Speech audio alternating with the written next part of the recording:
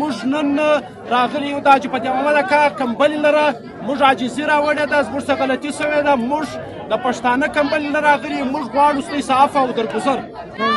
شنه چت والا الله دپاره ته یې بخښلي یاست، خدای مو راوړ.